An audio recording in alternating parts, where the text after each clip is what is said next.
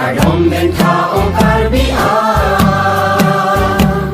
kadom bin po habis salar ogenian. Kadom ben tao karbian, kadom bin po habis salar ogenian.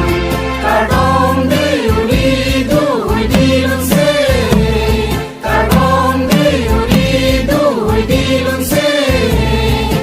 Lun se pi uji pi kendung ken sarpoan, kadom ben tao karbian, kadom bin po habis salar ogenian. Habis bin po salar an, panchoy non po hochoy ichoy an, masapi hemalipian. Ardum 29th Karbi Youth Festival Vadat Langso Saradahanaklam October 13th to 15th 2021. Good night, over and out.